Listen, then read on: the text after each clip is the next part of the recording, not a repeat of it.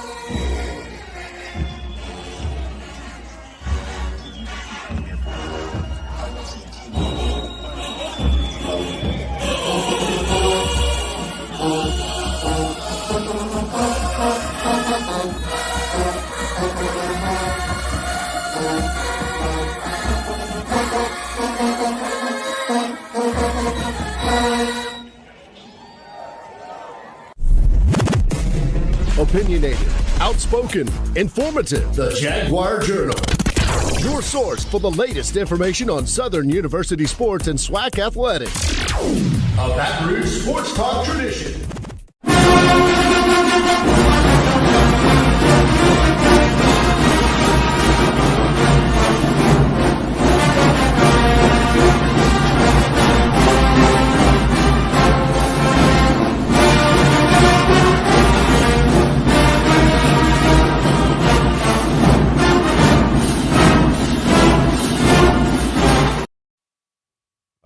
Good morning, everybody. It is the Jaguar Journal. Glad to be here with you guys. Of course, I am Perry White. Good to have you guys. Man, thank you to everybody out there tuned in this morning on Talk 107.3 FM across the Baton Rouge capital city area, and everybody watching and listening on our YouTube and Facebook Live. Good morning to you as we get things rocking and rolling this morning. And I got a very special guest as we get ready to get things going on the show this morning. He's no stranger to the HBCU space, and you all know him because he's been around a long time. He was one of the first guys in this space in order to, give you information and create the vlogs and the message boards and everything else. I want to welcome to the show today my man, Ken Rashad. Good morning, Ken. How you doing, brother? I'm good, man. How about yourself? I can't complain. I'm blessed. Man, you have a rich history when you're talking about HBCU sports and covering it, man. You are the founder of HBCU Sports. Talk about HBCU Sports for everybody out there to know about it. Well, HBCU Sports has been around since 1997. Like you said, its history is unique in that it wasn't always known as HBCU Sports. You might remember when it was initially created, it was known as the SWAC page. Yep. And it was kind of known, or should I say primarily known, as an actual message board where many of the individuals who are profound fans of the SWAC institutions would all go and meet up on this one platform. And eventually what happened is that it evolved, and it got to the point to where we got to the point to where we started to actually break news stories. And before you know it, the platform, I took it another step, and we went from beyond just covering SWAC institutions to covering all HBCU institutions from a sports perspective. And so as a result of that, that led to us breaking more national headlines, breaking stories and so forth. And here we are, known as HBCU Sports, located on the web at hbcusports.com. How'd you even get into this, Ken? I tell people, for me, I didn't even have a background in communications. I went to school for political science, so I kind of eased my way into it, and boom, here I am today. But for you, how did you get into this? So, and that's funny. The thing is that I really didn't have a plan. It just kind of happened. So, like for me, I was living in Dallas, and I still live in Dallas. But back in the day, I would get the you hear during the college football season, we had games during Saturday, and then the next morning, if for whatever reason, obviously I'm a Grambling graduate, and I couldn't necessarily watch the games. We didn't have internet streaming at the time.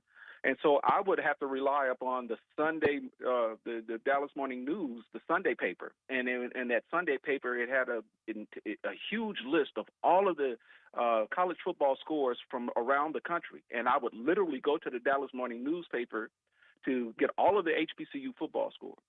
And it just got to the point for me, I mean, literally all it did was this school, this score, and that school, that score. That's it. No additional information or anything. And for me, that just simply wasn't enough. And so I had some connections down at the SWAC office. Lonzo Hardy was the person responsible for the media relations down at the SWAC when it was down in New Orleans. And I actually had access to a fax machine service that they would literally fax me information. And I had a desire to learn them to build websites. And just one thing led to another, man. It was literally a project. And I wanted to learn HTML. I wanted to learn about websites. And so I was putting this information into this, onto the server, not really thinking that anyone really cared. And so after a while, I said, well, you know what, this takes a lot of time. I'm tired of this. So I'm going to go ahead and just, I've done this. I've learned my project. I know how to build websites, and I'm done. And then lo and behold, man, I get emails from folks saying, hey, man, when you going to update the website? When you going to update the website? You got a good thing going on here, man. And, someone, oh, man, black folks can't never hold anything down. Man, how come we got to update this website? And I'm like, wait a minute, there's actually a market for this. And before you know it, man, one thing led to another, and it literally grew to what it is to this day. Let me ask, with you starting back in the 90s, have you seen this realm, and I got about 3 minutes before we go to break, have you seen this realm of HBCU coverage change over the years? Not as rapidly. Well, obviously I've seen it, but I think now more than ever, we see more and more media outlets that are targeting HBCUs and even HBCU-specific programs. I mean, as far as I'm concerned, the Jaguar Journal, man, kind of foundation for all of this. And so now, fast forward to where we are right now, with with technology being what it is, social media being what it is, and YouTube in particular being what it is. Mm-hmm. We now have platforms and podcasts that are, that are literally difference makers and are, that are kind of like setting the tone for where media is and where it could likely be going forward in probably in the next few years. Yeah, I think the social media, along with the YouTube aspect, because that's what we've been transitioning with here on the Jaguar Journal. Of course, this has been a radio show for over 20 years.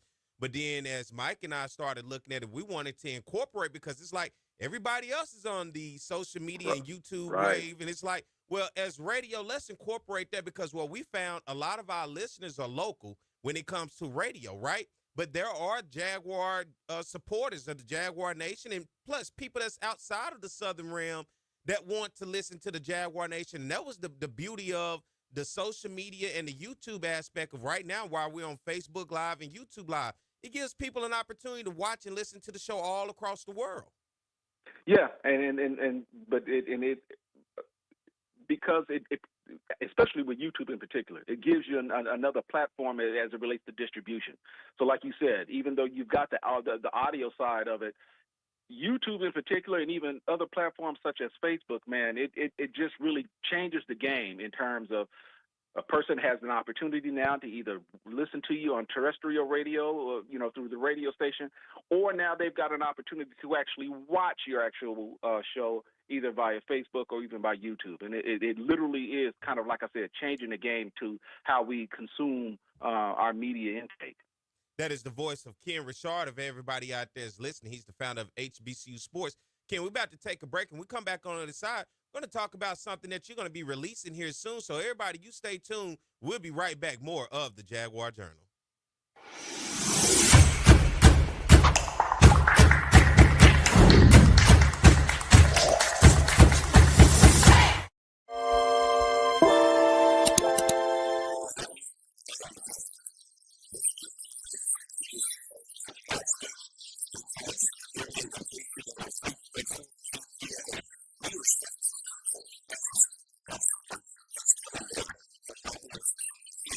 Quincy Rashad as the quarterback. And Don, this is a man who's really changed his game from last season, and he's a graduate student as well. Yes, he has, Bob. Quincy Rashad has matured into the unquestioned leader of this Southern University offensive attack. 10 wins this season, and he set school marks for passing yards and touchdown passes. And Bobby's had a lot of help. Only 5 sacks on the season. He earned his undergraduate degree back in August. He's taking some master's classes, and he wants to be a lawyer.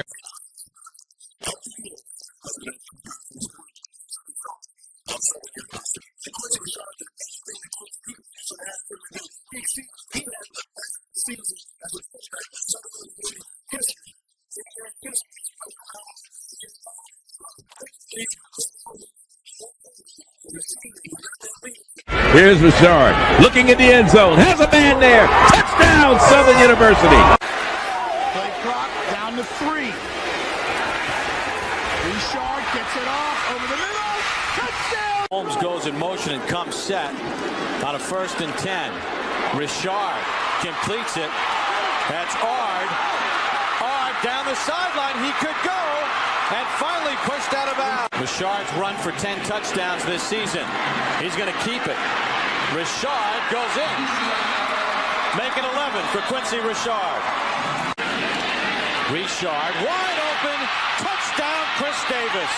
Oh, does he love playing football even more now? That in the flag against Grambling, holding on the kickoff. Rashad looking deep, and it's a touchdown. But only 3 times did he go down. Twice he ran out of bounds behind the line of scrimmage. It goes down as a sack. 2nd and 8. The deep ball, and that's our man, Chris Davis, for the touchdown. Time for today's State Farm Players of the Game. And from Southern University, the quarterback, number 15, Quincy Rashad, 34 of 42, 552 yards, 5 touchdown passes. Quincy, on behalf of State Farm Insurance Companies, I want to present you with a trophy for the most outstanding player today. Congratulations.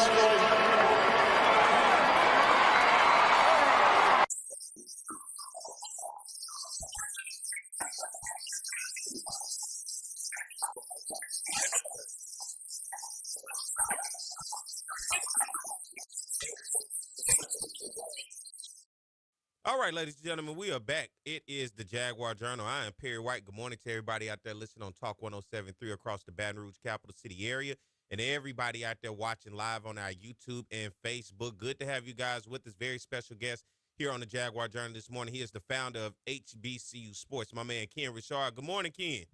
Morning. Not going to hold it against you, right? Of course, it's the Jaguar Journal. He's a graduate of Grambling State, so I just want to make sure I put that out there. You wear that G very proudly, don't you?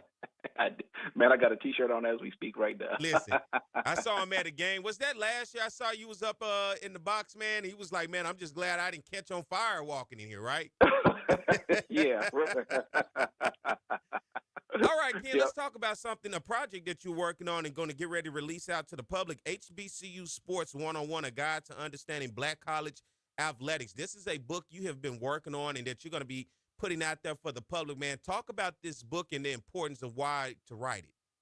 Man, this is a project that has been a long time coming. It's something that I have talked about doing for years, and it finally got to the point to where I said, you know what, man, you can't continue to just talk about it. You got to go ahead and just be about it. And I think one of the things that led to me wanting to move forward to actually getting the job done was the fact that I would go out and preliminary research would show that, first of all, there aren't really a whole lot of books out there available on HBCU sports, let alone or HBCU, let alone HBCU sports in particular. And the books that are out there on the marketplace that are about HBCUs, many of them are written by folks who didn't even attend HBCUs. And in those books are obviously, kind of like celebratory, talking about the legacy and what HBCUs stand for. But I guess when I look at some of the things that have happened in the past with maybe mainstream outlets who've attempted to tell our stories, I think maybe you can probably relate to this. There have still been instances where even those mainstream outlets don't always necessarily get it right. And so for people like me and you who actually attended an HBCU, you and I know that there are just certain nuances that only a person who attended an HBCU can actually talk about and relate to. So that was one of the reasons why I decided to do it. And this book, like I said, there's never been a guide that really breaks down the full picture of HBCU sports. Its legacy, its impact, and challenges in one place. And so this book hopefully tries to fill that gap. You're talking about this book, and I'm looking at, you break this thing down chapter by chapter to give people an understanding of the total reason of what an HBCU is, a brief history of Black college athletics. You talk about the identity of the different conferences and the division, how athletics how the athletes who who helped change the history of HBCUs, and then also looking at the classics, the rivalries, the community, the pipeline from HBCUs to the NFL, and then overall the future of what needs to be rewritten in the athletic page as we continue to turn it, and the development of HBCU sports moving into the future. Yeah, man, and it was kind of look. This was my first book project, and it was a challenge making sure that I had to remind myself that while I had been covering HBCUs for so long, I had to be reminded through a couple of people who I've had to read the book that, look, if this is supposed to be a so-called beginner's guide, you can't make this too complicated. In many instances, that's what I ended up doing. I was using terms and jargon and talking about things that I would automatically assume people knew. And I had to be reminded, no, you, excuse the expression, you're going to have to dumb this down a little bit. And there was even one moment where I was actually thinking about calling the book HBCU Sports for Dummies, but I was like, no, let's look at this from a classroom perspective, and we'll call it HBCU Sports 101. So it literally is a beginner's guide, if you will, that provides kind of like some broad knowledge. If you're an HBCU enthusiast, I think you'll still find some information about this helpful and informative, because even in the process of me doing the actual research, I began to realize, maybe something about a particular person that in my research realized, I didn't even know this about that particular person. So yeah, it touches on a number of periods and a number of key elements. And for you folks there listening in the area, it mentions Southern University and key people and figures in Southern University's history quite a bit. So I think everyone, especially in your market, will find this book to be pretty informative and pretty enjoyable. Give me a quick overview, in your opinion, HBCU athletics of the past to today, and where it seems that we're headed into the future. Well, as I indicated in the book, HBCU athletics in the past kind of, and this is kind of the thing about HBCUs, man, being in a situation where from the start, whether it be in the classrooms or whether it be on the athletic field or on the track, HBCUs kind of made a way out of no way. When mainstream schools and institutions with these bowl games and so forth didn't necessarily have room for us, even though we had the talent to compete, we didn't wait for approval. We didn't wait for anyone to give us validation. We took the steps on our own to make these things happen. And so obviously, as you look at like you said, the athletes who were difference makers in various sports and so forth, as we've transitioned up to this point with integration being what it is and so forth, and now with, Black folks or Black student athletes in particular now having more choices, the dominance of HBCU programs back in the day obviously aren't the way they used to be, because now,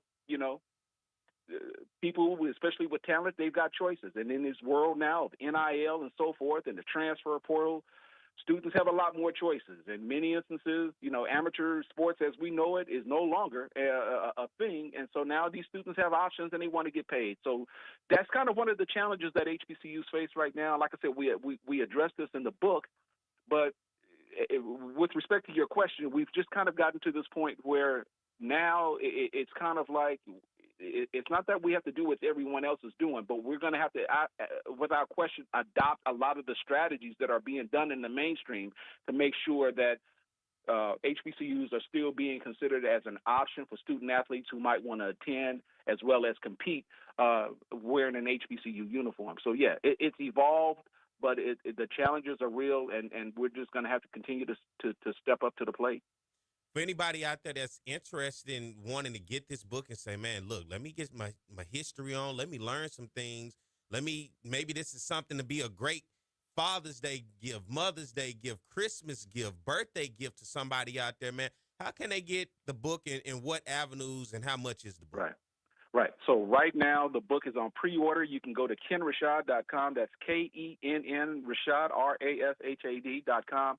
And you can actually get you a signed copy of the book, which will release next Friday on July 18th. But in addition to that, there's a bundle available to where I'll send you a signed copy of the book, but you'll also be able to download an actual digital copy so that you can actually read the book right away. That's a bundle for just $24.99. The book is going to retail at $21.99, but in this particular instance, you'll actually be able to get a signed copy.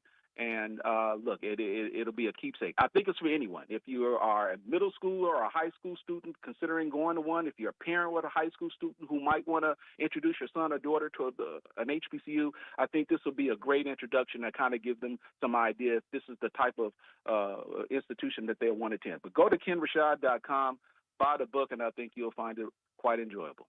For you, what was your introduction to HBCUs, man? What's that? For you, what was your introduction to HBCUs? Oh, wow. That's yeah, I like how you did that, man. So, like, my introduction to HBCUs, man, goes back way before I even attended the college, and I mentioned this in the book. My family is from Grambling. My great-grandfather was a night watchman on Grambling's campus. My grandmother and grandfather worked on Grambling's campus for a combined 50-some-odd years. My mother is from Grambling, graduated from Grambling High School and attended the university. I went to Grambling. My son graduated from Grambling. I got aunts, uncles, and nieces who all attended Grambling. So, man, look, my introduction to the HBCU experience and culture goes well to my first grade year, and my year as a first grader, and having had the opportunity to not only, cover and report and interview Coach Eddie Robinson, who was a legend in his own right. I actually had an opportunity, man, to just hang out at the man's house because his grandkids were friends then, are friends of mine to this very day. So Grambling is kind of within my DNA and my bloodline. And like I said, because of that, I was introduced not only to Grambling, but to other HBCUs that Grambling competed against. And being able to kind of witness this interaction and being able to witness the competition up front and personal long before I even considered going to college is kind of one of the things, man, that kind of over time made me realize that this kind of was my path, and I didn't even realize it at the time. So that was my introduction to HBCUs long before I even filled out an application. Can you remember your first HBCU sporting event, whether basketball, baseball, football, what was it? Look, so my first one actually goes way back to the 70s as a first grader, but the first so-called road trip that I took was actually when I went to Shreveport during the time when Grambling and Alcorn State played in the Red River Classic in Shreveport. And it was just something phenomenal about that experience, man, because you get there in Shreveport, man, and the stadium was just packed and nothing but just black folks everywhere. And as heated as that rival was, like I said, the thing that stuck out to me more than anything was that when it was all said and done, after all of the trash talking was done, you literally see Grambling folks and Alcorn folks, man, shaking hands and giving each other hugs and tailgating, wishing each other, hey, have a safe trip. You guys be safe, man. We'll see you next time and all this other stuff. And that really just stood out to me. And just that entire experience. And, like I said, man, I've never. It wasn't my first game, but it's probably my most memorable one because of the fact that it was actually done on the road. Whereas before, living in Grambling, I had an opportunity to see a lot of those games right there on campus. But that's probably the most memorable one. Ken, once again, before we get ready to go, man, let everybody know where to find the book, the title of it, how much, and everything else. Yeah, KenRashad.com is where you need to go. That's Ken with two N's, KENNRASHAD. KenRashad.com. You download HBCU Sports 101, and you can purchase the book. $21.99 would be the retail price, but if you buy it right now, you pre-order, I'll get a signed copy, and if you get a bundle for just $3 more, you can get the book and the actual the digital version that you can download right away. And then, of course, if for whatever reason you can't do that, it will be available on July 18th on Amazon and all major platforms, Barnes & Noble and so forth, online.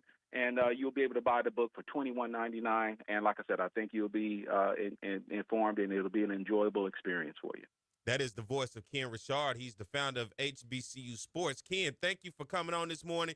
Some great stuff with that book, man. I hope everybody out there go get a copy of it and to be able to enjoy it and learn a little bit more about the HBCUs, not just from the outside, but get a deeper look on the inside of what's the very fabric and the foundation of what we see today as we continue to celebrate our HBCU and our HBCU athletics. Thank you, Ken. I appreciate you, brother, man. Thank you so much, Perry. All right, let's get ready to take a break, everybody. We come back on the other side. We're going to get ready to talk about the SWAC. We're going to break down all 12 teams across the SWAC, and nobody better to do that than with my man, Zach McKenna from FCS Football Central. We're going to look at each and every team as we get ready to lead into SWAC Media Day. So you guys stay tuned. We'll be back. More of the Jaguar Journal.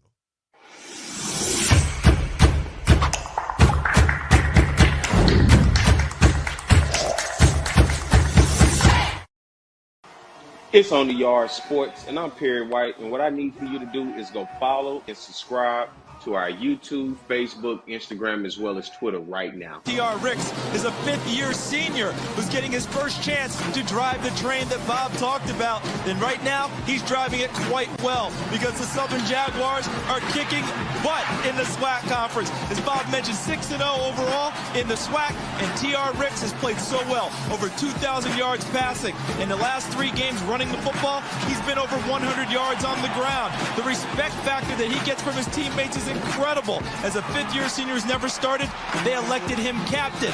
And the numbers he has put up are represented on your screen. 27 total touchdowns on the offense, a pass percentage of nearly 60%. He could be the SWAC Player of the Year on the offensive side. Best, and they're going to get a huge dose of the best offensive player in the SWAC, and that being Thomas Ricks. Yeah, what Thomas Ricks has found a way to do is just beat defenses either with his arm, with his feet, or with his leadership capabilities, finding a way to win the games late with fourth-quarter comebacks. He showed versatility and athleticism. He's a tremendous athlete that knows how to win, most importantly. He really is a leader both on and off the field. I just think it has come to a maturity level. I have a 4-year-old son, and, when he was born, I had to grow up fast, and, just staying in school and practicing every day, trying to get better every day, just so he can have a better future. It's just been my inspiration. So, I just think that's my motor that drives me and, keeps me in the game. His 4-year-old son, Collier, has not missed a game this season. They throw the football around in Rick's dorm room at Southern, and he says it's great playing football with Collier. 1st and 10. Ricks. He's got Vernon. Vernon makes the catch at the 45. They can run the entire offense with all those guys in the game. Ricks to Vernon. 1st down. Holmes in the backfield. Ricks. 1st down. Gage on the tackle, but not until Ricks picks up the 1st down. 2nd and 7. Ricks. Overstreet's got it. Across midfield. Ricks has a receiver downfield. It's caught for a touchdown. Territory. Ricks fakes the pitch. Gets inside the 15. He's in the type of young men that represent his philosophy in life and in football. Ricks in a shotgun. He's going to run it out to the 10. And 2nd and 11 after the holding penalty. Sidearm toss. All right, everybody, we are back. It's the Jaguar Journal. I want to thank Ken Rashad for coming on and talking to us about the book that he's going to release. You guys make sure you go get a copy this morning or anytime. Make sure you get that order in. And as we continue to move things going, I want to thank everybody out there listening on Talk 107.3 FM and across the Baton Rouge capital city area, and everybody on our Facebook as well as our YouTube live this morning. Good morning, and glad to have you guys with us. And as we keep the show going this morning, we're going to be breaking down the SWAC, and nobody better than break down FCS football than my man from FCS Football Central, my man Zach McKenna. Good morning, Zach. Good morning, man. Appreciate you having me. Man, thank you for coming on. Blue is what we call him. All right, so if y'all hear me say Blue, don't go crazy. Don't be like who he's talking about. I'm talking about Zach. So, but this morning, Zach, as we look at the SWAC, we're getting ready for SWAC Media Day coming up. 2025 SWAC Media Day is going to be over in Birmingham, Alabama. And, of course, all the teams and the coaches, everybody's going to have an opportunity to get a look at a lot of these programs. But for us, we're going to break it down and look back into last season as we look at these teams, Blue. I want to jump right into it with you. And let's start with the Delta Devils of Mississippi Valley. In 2024, the Delta Devils went 1-11 overall. They were 1-7 in conference play. Their notable win on the season was that one win on the road, 24-21 at Florida A&M. Worst loss on the season, 66-0 against Nichols. Looking back at Mississippi Valley last year, Blue, offensively, they ranked 12th in the conference in scoring, averaging 16 points a game. They were 10th in total offense, averaging 284 yards a game, 12th in rush offense, averaging 86 yards a game, and 6th in passing offense, averaging 198 yards a game. Then we look over on the defensive side for Mississippi Valley. They were near the bottom in every category, 12th in scoring, averaging giving up 40 points a game. They were 12th in total defense, giving up 457 yards a game, 12th in rush defense, giving up 238 rushing yards a game, and 10th in pass defense, giving up 218 yards a game. Looking back at Mississippi Valley last year, your thoughts, Blue? Yeah, I mean, I think a lot of their problems were overshadowed by that big win they had, Perry, right? Because, I mean, outside of that FAMU game, there was really not a whole lot of positive to take out of last season. They really struggled throughout a conference play. They struggled to run the ball. Quarterback had no consistency as well. So it's like they really offensively did nothing well. Offensive line was pretty average, in my opinion. And then I think the defensive line has some promising talent on it. But the problem is, Perry, you have a coaching change, and what happens in today's college football? They transfer elsewhere. Yeah. And their defensive end, Donovan Parnham, right now is the starting defensive end at Idaho, who's going to be a playoff team this next year. And he had an excellent spring for the Vandals. Your leading wide receiver, Nathan Rembert's going to go over to Jackson. Your starting quarterback transfers out to Murray State, I believe, and there's rumors that he might potentially even make a move to tight end.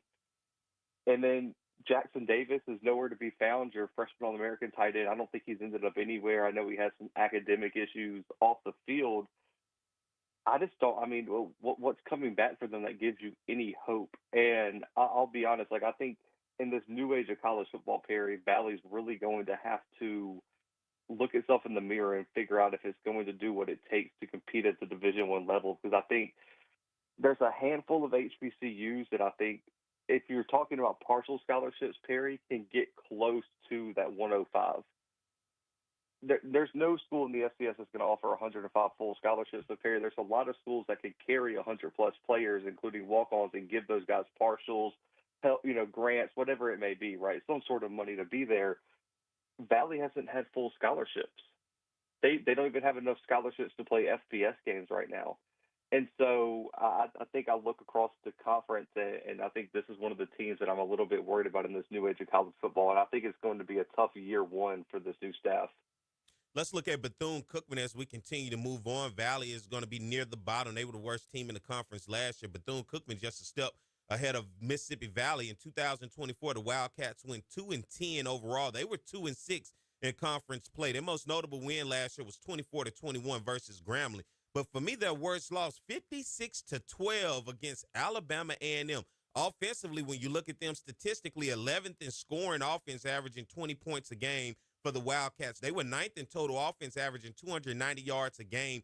11th in rush offense, Blue, averaging 105 yards rushing a game, and 8th in pass offense, averaging 184 yards passing a game. Defensively, you look at the Wildcats near the bottom in every stat as well. 10th in scoring, giving up 34 points a game. 11th in total defense, giving up an average of 454 yards a game. 11th in rush defense, giving up an average of 237 yards a game. And 8th in pass defense, giving up an average of 217 yards a game, Blue. Yeah, and the problem is on this period, they're going to have a lot of turnover defensively. Lose a lot of their top contributors. That they bring back some talent on the offensive line. I think their offensive line is going to be better than people expect. Freshman All-American anchoring that line coming back. They added a few key transfers at wide receiver, Perry, that I'm a little bit excited about, but I still think it comes down to quarterback issues. They had one yesterday announce his commitment to Sac State.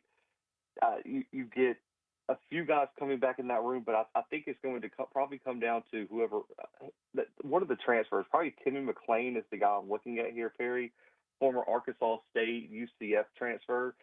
Shows some flashes of insane athleticism. The problem is I think he could be a more refined passer with some development.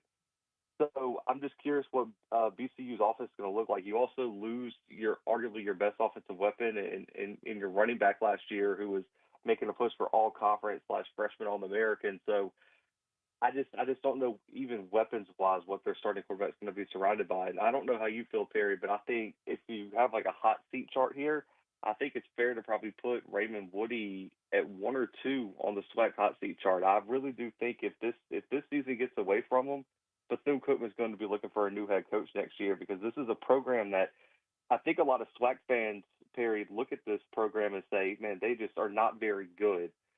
There's not like a winning tradition here, but you look back at their time in the MEAC period, there was a time where this team was a top 25 FCS team and put fear into the other MEAC teams. Like, you can ask old Central fans, old South Carolina State fans, even old FAMU fans, like, people used to not want to play Bethune-Cookman, and I think that hunger around the fan base is building. They want to get this program back to where it was probably 10 plus years ago, and I think a new head coach might be the move there. Yeah, Florida being a talent-rich state, Brian Jenkins at that time had this program rolling, and you go all the way back to Coach Shine, where Bethune-Cookman was not a bottom-of-the-barrel team. They were a team that were going to give you a tough out each and every weekend. Let's move forward and look at the Golden Lions of the University of Arkansas at Pine Bluff, my mom's alma mater. UAPB last year in 2024 went 3-9 overall. They were 2-6 in conference play, Blue. Their notable win was a early week game against Prairie View on national television, in which they won 21-17. Their worst loss on the season, of course, to the University of Central Arkansas, UCA. They lost 56-17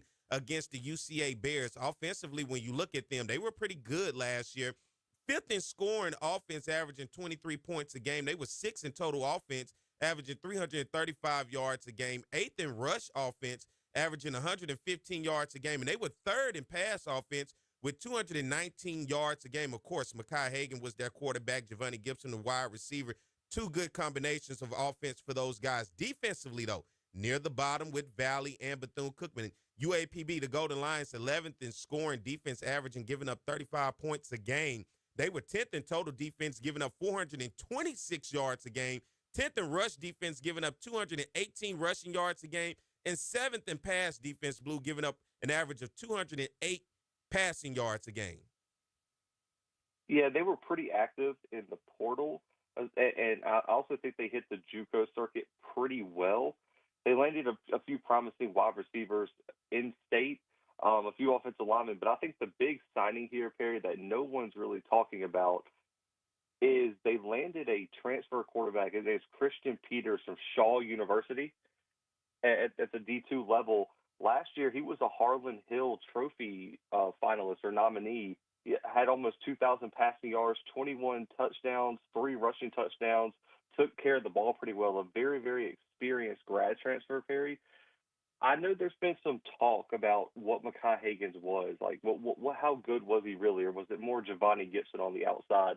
I think that's a fair conversation because Mekhi Hagan is going to have a QB battle of his own to deal with Quad Brown over at Alabama A&M, but there's an argument to be made that Christian Peters is actually an upgraded quarterback. Now, the bigger question, though, Perry, who is he going to throw to? Because he does not have that guy on the outside in Giovanni Gibson, who's now at Oklahoma competing for his starting spot as he overcomes his injury.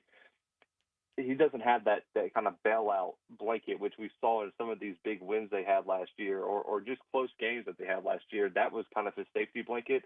Who is Christian Peters going to throw to? That's my biggest question. And I'll say this, Perry, they were really small, the offensive line and interior defensive line. And in the SWAC, that's going to get you beat up week in and week out because you look at Southern, you look at Jackson State, even look at FAMU.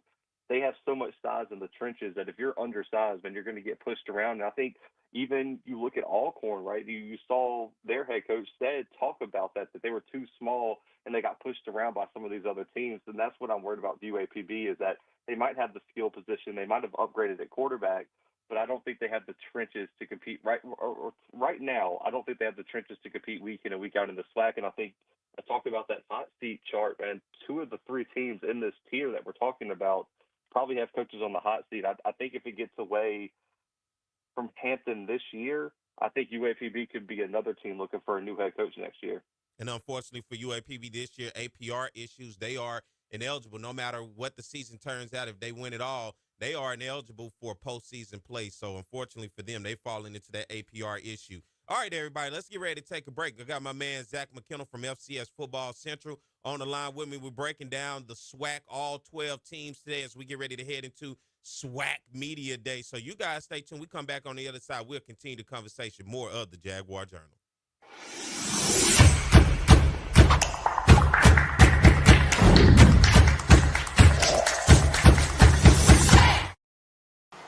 It's On the Yard Sports, and I'm Perry White, and what I need for you to do is go follow and subscribe to our YouTube, Facebook, Instagram, as well as Twitter right now. Talk about offense, we talk about Southern, and it begins with their passing game. Tom, beyond potent, we're talking about high octane, we're talking about fast break, we're talking about 41 points a game, some 500-plus yards since Terrence Levy has taken over this offense. Because that young man doesn't drop any ball. With the legacy that you started here, you got to feel happy to see it continue on with Doug Williams. Ball now back at the 22-yard line. Levy, no pressure at all. Touchdown, Ingram. The Bayou Classic. Levy on a first and goal play. Throws a touchdown. Grambling comes with a blitz. Levy steps in the pocket. And his pass is caught. One-handed grab. Sort of in the middle of the road of the SWAC, but immediately they jump on the Jackson State defense. And here's Levy rolling out. And the pass is caught. Ball is at the 31-yard line. Again throwing the football downfield. Oh, and his receiver Hayes makes the catch. See you later. Touchdown, Southern. If you're going to get, I got some free tickets. Look out for it, brother. Going downfield. Oh, and what a play by Southern. Score. He's played a lot tougher ever since. And this is a free play for Southern. 2nd and 15. It's a free play. Levy completes his It's pass. a free play. Oh, and he's still up. It's a free play. Hayes is going to continue running inside the 10, the 5. Unbelievable Michael Hayes. 3rd down. 23 for a first. Levy over the middle. Nice pass that time. 2nd and 20. Levy doesn't have to get it all, but he's going to have to pick up some yards. Here he is throwing. Nice catch made. Big receiver, Michael Hayes. There he goes.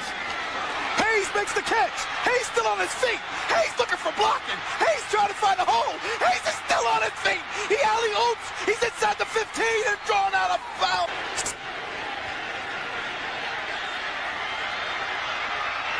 Touchdown. The backfield.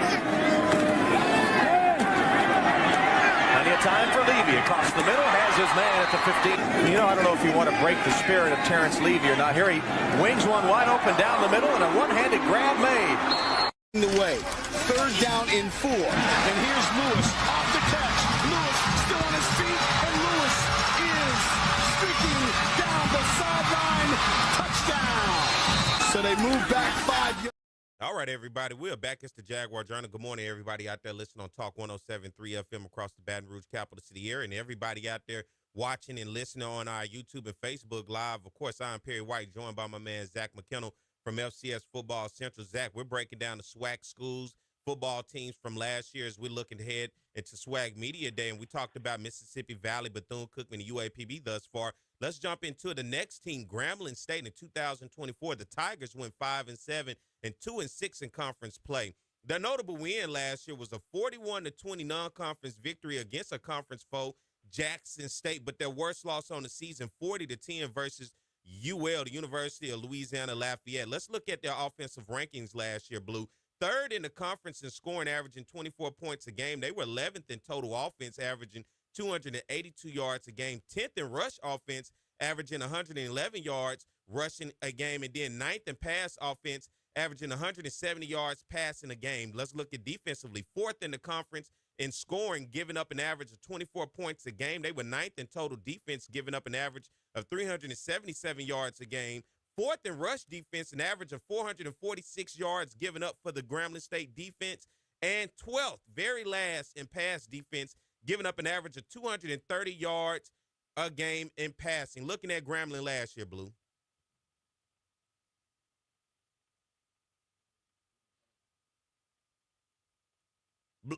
Blue, you there? Yeah, I got you now. My bad, man. You cut out on my end. All right. Well, I'll go back over Grambling. Looking at them offensively and defensively, man, what do you think about the Tigers from last year? I think it was a tale of two seasons, right, Perry? You look early in the season, they forced so many turnovers in those first handful of games that where it was either defensive touchdowns or setting their offense up for short drives, and I think that was the key to winning the Jackson game, right? I think without turnovers, they probably lose a handful of those early games on their schedule. Maybe we're looking at Mickey Joseph and the scrambling team different, but then you saw later in the season when they weren't forcing as many turnovers, Perry, they weren't as good. I just don't think defensively down to down they were very good. It was either we're going to force a turnover or, have some sort of big negative play, or we're going to give up a long drive for a touchdown. I think offensively they looked in disarray. I think that is contributed to the offensive coordinator hire, but we won't delegate that on this show because that's been talked about on every show in the country. So I think making the OC change was the biggest thing, but hearing Mickey Joseph talk, though, Perry, the reason that this team's so intriguing to me next year, and I would say that there's a good chance Grambling could be the dark horse of the conference, and it's because, like Mickey Joseph said earlier this spring, man, they returned, he said, about 88% of the roster from last season and redshirted about 50% of his freshman class. So they were really, really picky with what they brought in, and they really didn't bring in a whole ton of new talent in there. It was just like we wanted to address the needs because we felt pretty comfortable with the roster. I really like what they did on the offensive line, brought in some all-conference JUCO guys. You got Ty Keys and T-Set coming in at quarterback. It's going to be a very, very interesting quarterback battle there. And then on top of that, too, you just go and address some of your needs at skill positions. You bring in a guy like Cameron Williams from Hines that was an all-conference guy. But then I'll say this, Terry. I talked to someone pretty close to the program earlier this spring, and if you remember 2 years ago, Grambling had that elite running back room that all those guys ended up going to play FBS football after Hugh got fired. They think that this running back core this upcoming season is better than that team. And if that's the case, and Mickey Joseph is actually going to be more hands-on play calling, I'm going to be very curious to see how big of a step forward you could take offensively because Ty Keys and especially T-Set bring a sort of athleticism that a guy like Miles Crawley did not. I think Miles Crawley is a more refined passer than both of those guys, Perry. But let's just be honest. I mean, Miles Crawley wasn't running anywhere. So I think it brings a whole nother wrinkle to the offense for Grambling. It's just going to be, can they win close games? Because outside of forcing a bunch of turnovers, they really struggled when they didn't win the turnover battle, winning those close games. So Grambling's going to be very interesting, and I'm very curious to see what this offense looks like. Because I think defensively they were young, and they should take a small step forward next year. Eric Dooley no longer there as the offensive coordinator. Blue, we got about 6 minutes, maybe about 5 minutes here as we continue to go. Prairie View is the next team we're looking at. In 2024, the Panthers went 5-7. They were 3-5 in conference play. Notable win on the season, 31-12 victory over Florida A&M. Their worst loss, a 40-0 loss to Michigan State. Offensively, looking back at the Panthers last year, they were 9th in scoring, averaging 21 points a game. They were 7th in total offense, averaging 313 yards a game. 9th in rush offense, averaging 113 yards a game, and 5th in pass offense, averaging 199 yards a game. Defensively for the Panthers, 6th in scoring defense in the conference, giving up an average of 27 points a game. 7th in total defense, giving up an average of 364 yards a game. They were 3rd in rush defense, one of the top in the conference, giving up an average of 146 rushing yards a game, and 9th Blue in pass defense, giving up an average of 218 yards a game. Prairie View Panthers for you. Yeah, I'm going to be honest, Perry. I'm a little bit of a believer. I know it's not a popular opinion because a lot of people have had thoughts about this PV team, but I'll be honest, Perry, I don't think they were good last year. And I think coming in, Tremaine Jackson knew that, like, if you're a new head coach, Perry, because we know that coaches get fired year 2 in this conference. Why would I ride with a bunch of guys that I don't think are very good football players? And I think he went and addressed a lot of needs. And I think there's a difference between adding a whole lot of players in the transfer portal that are unproven and adding a bunch of guys that are proven. And they added nearly 20 players with significant playing experience at either their previous institution and or the Division I level. So I really do think that PV I believe they revamped this roster, Perry, and I think they're going to be by far the most intriguing team to watch in this conference. And Tremaine Jackson is a winner. He's won everywhere he's been. I have no reason to think that if you're a winner, you're going to win wherever you are. And I think Tremaine Jackson has a chance to win at PV. Let's look at this. About a minute left before we get ready for break. What is it that's so intriguing about that transfer portal that has everybody talking about this program? Like, I think it goes back to what I said. I mean, I just think it's the talent that they added. They added a bunch of guys that played and or were significant contributors at their last institution. And when you bring all these guys together with all that experience, and also on top of that, a lot of these guys came from pretty good programs. I don't see why you would think that anything's going to change. They brought in a few guys from Valdosta that can help instill the culture at PV that they're bringing from Valdosta. And you look across his staff, all of those guys have either been with them or been around other winning programs. I just don't see how you bring in a winning staff and a whole bunch of really good transfers and you take a step backwards. And also, too, I don't know if you can go much lower than kind of where PV was trending. I think it's up. I don't know if they win the SWAC West this year, Perry, and or they win the SWAC, but I do think PV takes a massive step forward on the field. That is the voice of my man, Zach McKinnell, a.k.a. Blue from FCS Football Central. We're breaking down the SWAC this morning as we're getting ready for SWAC Media Day for everybody out there. You guys stay tuned. Blue and I are going to continue the conversation. We're here at the top of the hour, so we got to get ready to take a break. So everybody out there, hold on, wake somebody up, send them the link. Everybody that's watching on our YouTube and Facebook and everybody listening out there on Talk 107.3 FM across Baton Rouge and the capital city area, glad to have you guys with us. We're going to take a break, and when we come back, we're going to continue to break down the rest of the SWAC. So you guys stay tuned. More of the Jaguar Journal.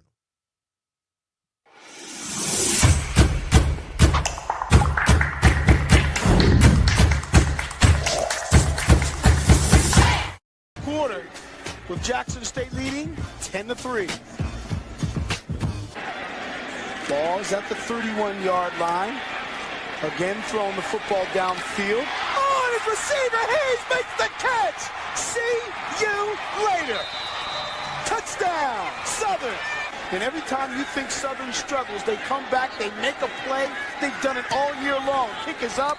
Kick is good. Second down and a yard to go. Again, they give it to Lewis. Lewis finds room. Lewis still on his feet. Lewis making a move to the outside. He's inside the 25, the 10, the 5. What a run by Ryan Lewis. 69-yard run for Ryan Lewis. And how about this? Kicks up. Kicks good. Halftime, George Johnson along with Charles Mann. Southern trailed in this football game 10-7. Then they reel off 14 straight points, and they do it with the big plays. And that's something that we didn't think would happen, at least from Southern's perspective. They've been able to methodically go down the field on people and win ball games, not the big plays. You saw the big play by Ryan Lewis running 69 yards, the nice throw by Terrence Levy. This is something that I don't think Jackson State thought they would see in Southern either, and they go into halftime down by 7 points. Jackson State came in the best defense out of the SWAC. And if you take a look at the highlights, you will see that this club, and I'm talking about Southern, was really able to capitalize on a couple of miscues, and the big plays are the result of it. And this is Daniel Guy with a nice stiff arm to Bradley Pittman there. And he runs that ball 36 yards inside for a touchdown and makes it 7-3. And then Terrence Levy, quarterbacking, throws a big bomb to Michael Hayes, who gets by Rashard Anderson and waltzes into the end zone for a 69-yard reception. And then the big run by Ryan Lewis, a scat back for Southern, races 69 yards for the score. And that's where it stands right now, 17-10. Southern is on top. Passing leaders in the conference, Lionel Hayes from Grambling, your top passer. Washington second, but he's intercepted right there. This time the inside handoff, and the ball was dropped, and Tommy Head. Here's Taylor in the pocket, looking downfield and looking for Leroy Fields, and this one looks intercepted, and it is. He's played a lot tougher ever since. And it's a free play for Southern. 2nd and 15. It's a free play. Levy Completes his It's pass. a free play. Oh, and he's still up. It's a free play. Hayes is going to continue running inside the 10, the 5. Unbelievable Michael Hayes. Hayes now with 187 yards receiving. 169-yard touchdown, 181-yard touchdown. And Southern's came up with all the big plays. They lead by 14. And that one is intercepted by Darden. Darden looking for some room, and Guyan will finally drag him down. But we start the fourth right after this. Second down and 20 after the penalty. Oh, he's got a man wide open. Going into the corner. Touchdown! Reynolds attempting the point after. It's good. A 32-yard field goal. Kick is up. Kick is good. This is a great football game. We knew it would be, though. And Torrey Thigpen got us out of our seats. And this is the punt return by Torrey Thigpen. We were just talking about we haven't seen him. He breaks 2 tackles and runs up the sideline. He has great blocking, but gets pushed out of bounds on about the 1 yard line. And touchdown Jackson State. The game is a game of momentum swings. Snap is good. The kick is up. On driver. Yes, sir. The ball up to the big receiver, Michael Hayes. There he goes. Hayes makes the catch. Hayes still on his feet. Hayes looking for blocking. Hayes trying to find a hole. Hayes is still on his feet. He alley-oops. He's inside the 15 and drawn out of bounds at the 10-yard line. An I formation. Oh! Fumble Levy. He kicks it and falls on top of it.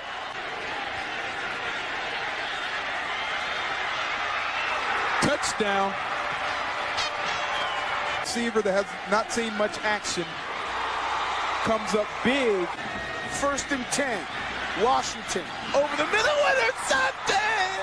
On his own play of the game is Michael Hayes with 8 receptions, 266 yards, and 2 touchdowns. And that was the a last no-brainer. one was unbelievable. In the back of y'all, me and Doug about to go party with the rest of the people. All right, I see y'all. And another interception. And there's Pete Richardson right there. Made the adjustments a couple of weeks ago against Grambling to beat Doug Williams' team. Makes the adjustments time in and time out. And because of it. All right, everybody, we are back. It is the Jaguar Journal, man. Good morning to everybody out there listening to us on Talk 107.3 FM and everybody out there watching and listening on our YouTube and Facebook page. Glad to have you guys with us. Got my man Zach McKinnell joining us this morning from FCS Football Central. Good morning, Zach. Good morning, man. All right, as we continue to roll with the show, everybody out there, we're getting ready for SWAC Media Day coming up this week. So we're breaking down the different SWAC programs. We've already done Mississippi Valley, Bethune-Cookman, UAPB, Grambling State, and Prairie View. Now it leads us into Texas Southern Blue, a program in 2024 that went 5-6 overall and 4-4 in conference play. Their notable win, of course, breaking a long losing streak to Prairie View to start the season in the Labor Day Classic. 27-9 victory over the Panthers. Worst loss on the season right there in Houston against another opponent in Rice, 69-7. Looking at Texas Southern, the Tigers offensively, they were 8th in scoring and averaging 21 points a game. They were 12th in total offense at the bottom, averaging 265 yards a game. 6th in rush offense, averaging 147 rushing yards a game. And at the bottom, and 12th in pass offense, averaging 117 passing yards a game. Defensively, Blue, they were 8th in scoring defense, giving up an average of 29 points a game. They were 6th in total defense, giving up an average of 353 yards a game. 9th in rush defense, giving up an average of 175 rushing yards a game. And Blue, as we round out the defensive stats, the Tigers were 5th in pass defense, giving up an average of 178 yards a game. Looking back at Texas Southern last year for you. Yeah, I think this was one of the best, most underappreciated coaching jobs of in the SWAC last year, Perry. Chris Dishman came in, and people were saying 0 games, 1 game. I think 2 or 3 games was probably the ceiling for a lot of people. They win 5 games. They almost knock off Lamar in a huge out-of-conference game. Lamar made a push for the playoffs. It was pretty competitive in the Southland.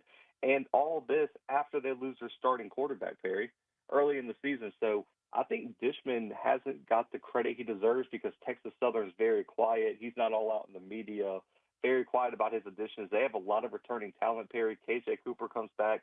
He's healthy, They got some interesting weapons out of wide receiver form. Linebackers should be I think their linebacker room might be one of the better ones in the conference. I think Texas Southern's a very, very interesting team.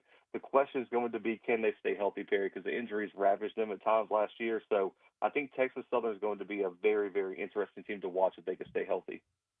Moving on from Texas Southern, let's look at a program made a coaching change. Of course, Connell Maynard is no longer there. Looking at Alabama A&M in 2024, the Bulldogs went 6-6. They were 4-4 overall in conference play. Notable win last year, 22-17 victory over Grambling State. Their worst loss, of course, 73-3 versus Auburn. Offensively, when you look at the Bulldogs, they were second in scoring, averaging 30 points a game. They were first in total offense, averaging 444 yards a game. Third in rush offense, averaging 184 rushing yards a game. And they were number one in the conference in pass offense, averaging 260 yards a game. Defensively, though, not so good. Ninth in scoring defense, giving up 30 points a game. They were eighth in total defense, giving up an average of 367 yards a game, Blue. Sixth in rush defense, giving up an average of 148 rushing yards a game.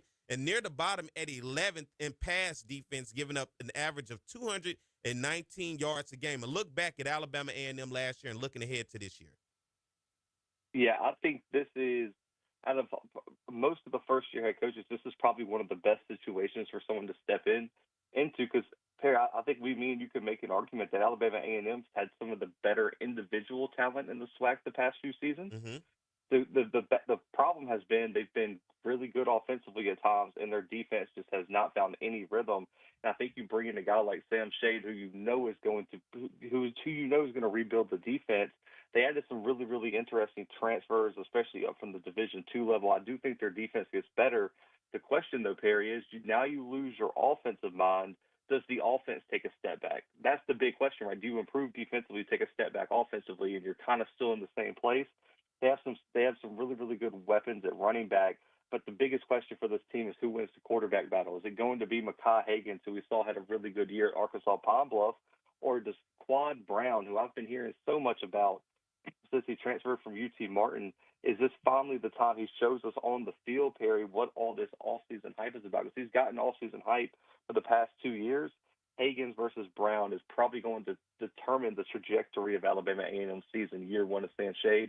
But I still think they're probably a year away from really competing in the SWAC East just because of how competitive that division is. Yeah, I'm looking forward to that quarterback battle. And defensively, this is a program that if we have seen, especially during those Connell Maynard years, offensively, good luck trying to keep up with them. That's why you see them ranked in the higher end of every statistic offensively, but defensively, this team has continued to struggle to find talent and find a defensive scheme that works for them to stop offenses around the conference. That's the question, right? Because, I mean, the weird thing here is they've had some really good individual defensive talent. It's just as a unit, they haven't played well, and maybe it was coaching, right? Because I always look at the coaching first. I think they upgraded in terms of the defensive staff, and obviously now you have a defensive-minded head coach that, in Perry, I think me and you both do this. If your head coach is a defensive guy, the defense can't be bad. If he's an offensive guy, the offense can't be bad. So it's really going to determine Sam Shade's tenure is, one, making sure the defense takes a big step forward, and then two, making sure you pick the right quarterback. Because, Perry, could we go down the list of head coaches in the SWAC who have been fired because they made the wrong decision on multiple quarterback battles? Man, it is Eric Dooley to be one. I mean, I hate to keep bringing that name up, but we've seen that in the past, haven't we? Yeah, he probably cost himself. He potentially cost himself his job by 2 straight years picking the wrong guy. Yeah. As we move forward now, let's look at Alcorn State. The Braves last year going 6-6 overall. They were 5-3 in conference play. Notable win for me for the Braves, 42-21 victory over Texas Southern. Their worst loss on the season, 55-0 against Vanderbilt. Looking offensively for the Braves, they ranked 7th in scoring offense, averaging 21 points a game. They were 5th in total offense, averaging 346 yards a game. 2nd in rushing offense, 197 rushing yards a game on average, but on the passing side, they struggled. 10th in passing offense, Blue, averaged only 149 passing yards a game. Let's look at the Braves defensively. 7th in scoring, averaging giving up 28 points a game. They were 4th in total defense, giving up an average of 347 yards a game. 8th in rush defense, the Braves giving up 175 average rushing yards a game, and they were at the bottom in pass defense. Blue 12th in pass defense, giving up 104 yards a game. Man, looking at Alcorn State, your thoughts? Yeah, it's going to come down to, one, can they find a quarterback? And then two, everything talked about in that signing day press conference about getting bigger at the line of scrimmage, getting taller at corner, getting more athletic at safety. Like, did they check all those boxes? Because I think they have a lot of talent at running back, because you mentioned they were second in the conference in rushing. Ja'Cory and Sewell comes back. All their quarterbacks are athletic enough to make something happen with their legs. Offensive line, they return multiple starters. And then I even think defensively, an underrated addition that just recently happened. It's on their updated roster now, too. I've heard, it's been about 2 weeks since I've heard this was going to happen. Demarion Edwards is actually back. All SWAC linebacker. He initially transferred to Norfolk State. Alcorn flips him back to Lorman. That's a huge addition for them, is that they have multiple starters now back at linebacker. I think the secondary, though, man, they were really, really active in the transfer portal, really active at the junior college level. They had to revamp that entire secondary because, like you said, I don't think Cedric really was impressed with the defense at all, man. He's a defensive-minded guy, didn't live up to his standard. Quarterback battle, and did they improve in the trenches, and can they improve the secondary, are the biggest question marks. And I think Cedric knows, I don't think he's on the hot seat this year, Perry, but if Alcorn has another bad year or another subpar year, the pressure and the noise in Lorman going into year 3 is going to be deafening. This is really kind of like a prove-it year for Cedric Thomas on the reservation. And I made a mistake with Alcorn. They were 4th in pass defense last year in the conference, giving up an average of 172 yards, not 12. They were 4th in the conference. But as we look past Alcorn, because, I mean, they were right there knocking on the door. A loss on the road at Southern really put them in a tough spot. Southern ended up going all the way. Now we look at Alabama State, right? The Hornets finished 7-5 last year, 5-3 in conference play. Notable win, 21-17 victory over the team we just talked about, Alcorn State. Their worst loss was 28-13 against FAMU. Looking at Bama State last year, they were 6th in scoring, averaging 22 points a game. They were 8th in total offense, averaging 312 yards a game. They were 4th in rush offense, Blue, averaging 169 yards a game. And they were 11th in pass offense, averaging 143 passing yards a game. Defensively, they were the toast of the conference. First in almost every stat. First in scoring defense, giving up an average of 16 points a game.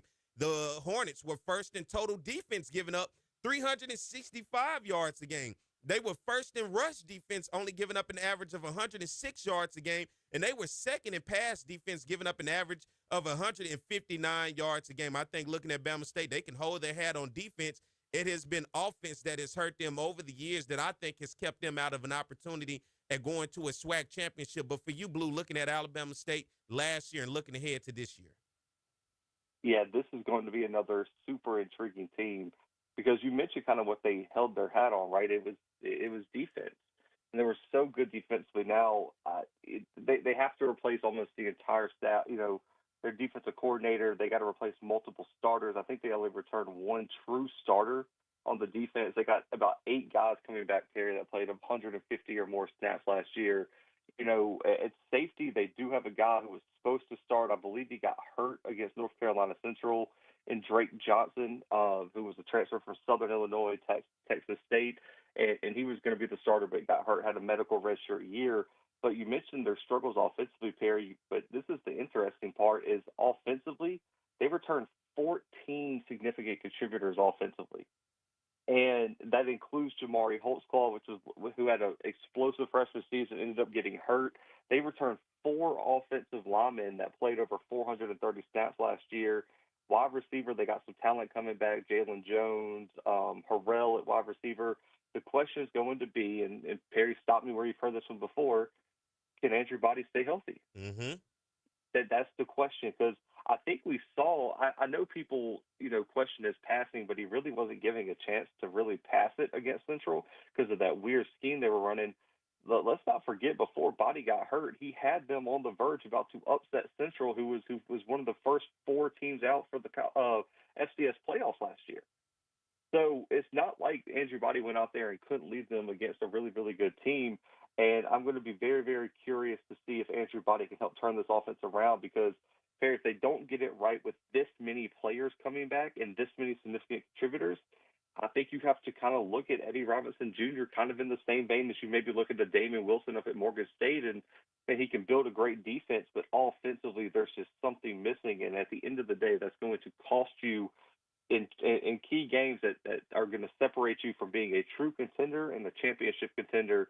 And I think this is a make-or-break year offensively for Alabama State. They have to find a way to at least be serviceable offensively.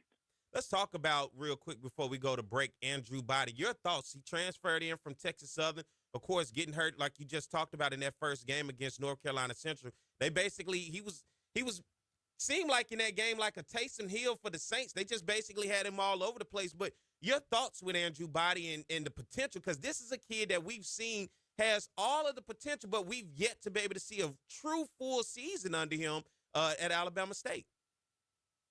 Yeah, I mean, obviously, we only played in one game last year because he got hurt. But, I mean, even in his limited passing in that game, he was still like 4 for 6. Like, he was efficient, when he was playing. The problem is, like I said earlier, they didn't give him any chances. They used him more as a runner, and it was kind of weird. Maybe his shoulder wasn't fully healthy, and they didn't want to throw it much. But this is a guy who, I mean, we forget this guy was an all SWAC selection at Texas Southern. Like he has the single season record at Texas Southern for total offense in a season. He's 4th all time in passing, and he did all this as a sophomore, Perry. And so I think if he stays healthy, he has the potential to be a top 3 quarterback in this conference. Like I don't anybody who just looks at his game and says he's trash, Perry, I don't respect their football opinion, because they don't really know what they're watching. But at the end of the day, and I've heard this over and over, and I've seen it in your chat, the best ability is availability. And that's been his problem. He's been hurt. And I do wonder if maybe sitting out all last season, getting another surgery, rehabbing, and taking a full almost 2 years to get ready has primed him for one last season of excellent play. And I think that's what Bama State's going to need if they're going to push for a SWAC championship appearance. They need Andrew Body to be what he was those 2 good years at Texas Southern. And you're talking about one more thing about Bama State before we let them go. Defensively, what has made this defense the toast of the conference the past couple years? I mean, they are tough, and this is really defense wins championships. We know the offense has kept Bama State out of it, but defensively, man, they're the top. Man, you are not lying. Okay, obviously it's hard to kind of point to one thing, Perry, but there's 3 components that I've noticed from Bama State that I really love. One, Perry, I don't know if they're growing them in a lab somewhere. I don't know where they're finding them, but every single year they have a 6'2", 6'3" corner, and they have like 4 of them. Perry, I don't know if they're hiding them. I don't know what they're offering, but they always seem to have elite size in terms of corners on the outside, and that gives you such an advantage, and they're always so physical. The other thing is, Perry, their defense allows their linebackers to play so free. You look at Bubba Adams, you look at their mics last year, they are sideline to sideline, and they allow their linebackers to be super aggressive, which creates a whole lot of negative plays. There's a reason Bubba was putting up, 13, 14, 15 tackles for loss. Mm-hmm. And it's because they allow those linebackers to be so aggressive, which leads me to my last point. Their edge rushers are always so good.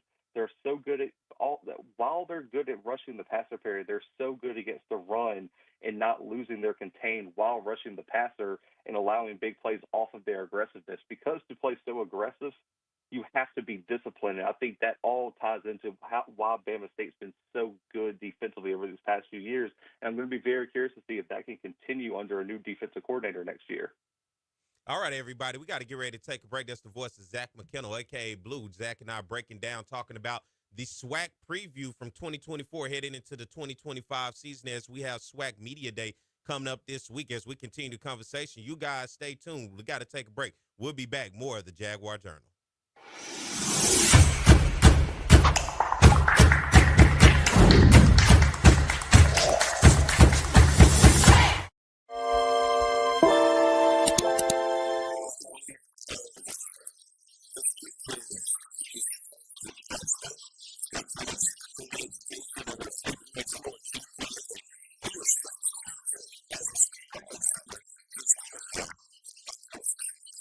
Quincy Rashad is the quarterback. And Don, this is a man who's really changed his game from last season, and he's a graduate student as well. Yes, he has, Bob. Quincy Rashad has matured into the unquestioned leader of this Southern University offensive attack. 10 wins this season, and he set school marks for passing yards and touchdown passes. And Bobby's had a lot of help. Only 5 sacks on the season. He earned his undergraduate degree back in August. He's taking some master's classes, and he wants to be a lawyer.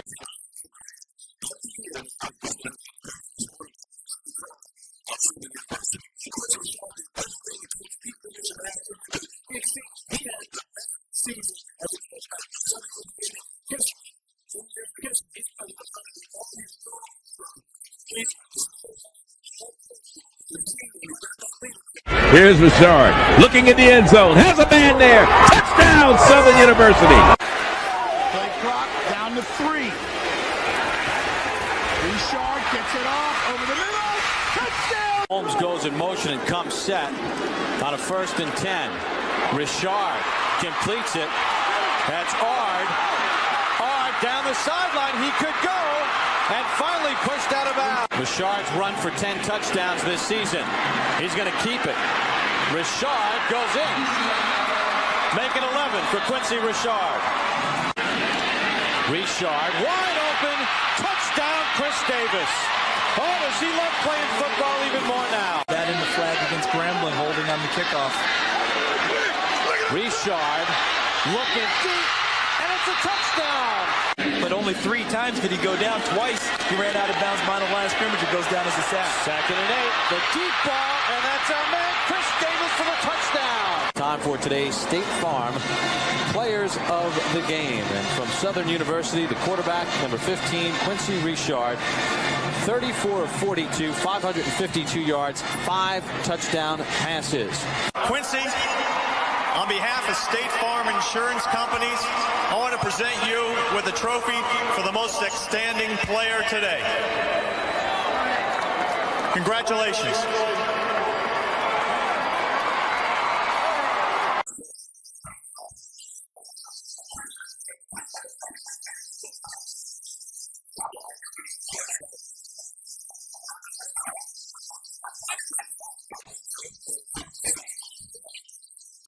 All right, everybody, we are back. It is the Jaguar Journal. Good morning to everybody out there listening. I am Perry White. Glad to have you guys with us and everybody out there listening on Talk 107.3 FM around the Baton Rouge capital city area and everybody watching on our YouTube and Facebook Live.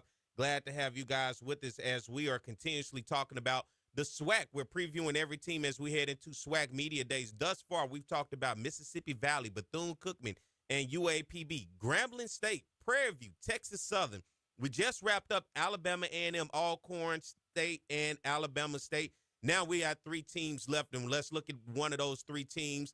The Rattlers of Florida A&M Blue. Got my man Zach McKenna joining me from FCS Football Central. In 2024, Blue, the Rattlers went 7-5, 5-3 in conference play. Their notable win on the season was a 22-18 victory over South Carolina State. Their worst loss, 56-9 to the University of Miami. Offensively, we look at the Rattlers. They ranked 4th in scoring, averaging 24 points a game last year. They were 3rd in the conference in total offense, averaging 383 yards of total offense. 7th in rush offense, averaging 145 yards rushing a game in the conference. And they were 2nd in pass offense, averaging 238 yards passing a game.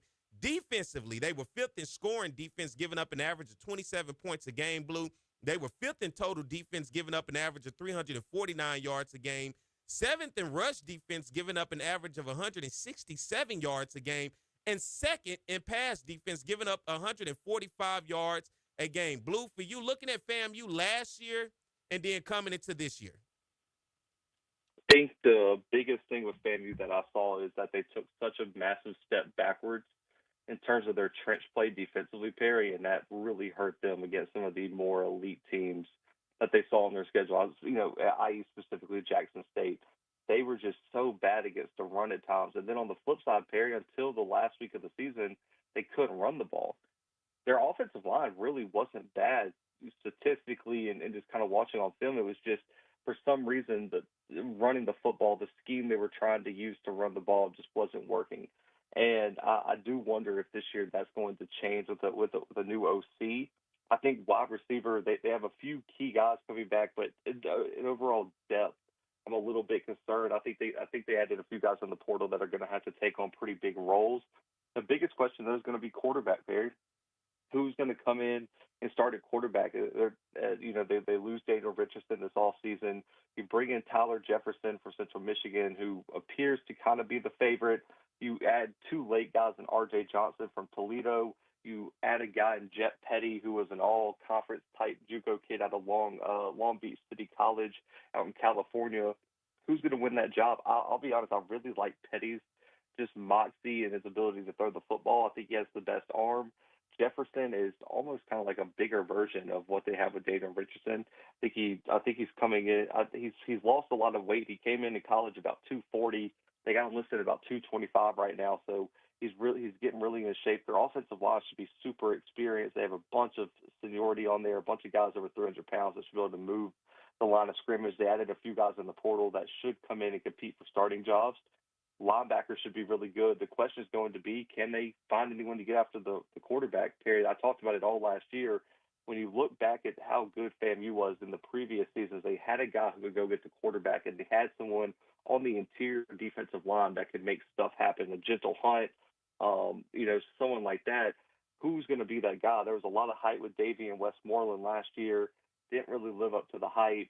And I really am curious if they have anybody who can get after the quarterback, and that's going to be my biggest question mark for FAMU. Does Cozy kind of teeter that hot seat, considering losing the Prairie View, losing the Valley last year, snapping the win streak at home? Is it kind of tough on Cozy over there? Yeah, I think the pressure's on him. Now, Perry, I don't see him getting fired if they win 7 or more games, but if you get into that 6-6, 5-7, it wouldn't surprise me. FAMU is kind of in that same boat as Southern, right, Perry? Where, heck, if you're not working, Southern's not afraid to pull the trigger on anybody, right? Yeah. It doesn't matter who you are. And FAMU and Jackson fall into that same category where if you're not living up to the hype, the fans are going to let you hear it, and there's going to be some boosters, alum in the back with a lot of pull who are going to get you up out of there. And I think FAMU had a little bit of taste of that success with Willie Simmons winning the Celebration Bowl. And I think if he wouldn't have lost to Valley last year, Perry, I think we're having a different conversation. It's just the way that you lose to PV and Valley, and he almost choked up the Florida Classic too. Let's not forget that. They won it, but it was a close game. I think it depends on who he loses to this year. Like if you get blown out by Jackson, you lose a game you're not supposed to, or the Florida Classic, I think he could be up out of there. And I think it's a tough situation because I hate firing coaches year 2. But Perry, that's the game we live in today, man. It's immediate success. We expect you to win with the transfer portal, and I think Colsey put himself behind the 8 ball, losing those 2 games to PV and Valley last year. Well, they made sure this time they're not going to Itabena. They're going to have Valley over in Atlanta. Let's get ready to do this. Let's take a break, and we come back on the other side. We're going to get ready to talk about the 2 teams who played in the SWAC championship last year, Southern and Jackson State, the last 2 teams. And then we'll break down more about some other topics around the conference. So you guys stay tuned. We'll be back more of the Jaguar Journal.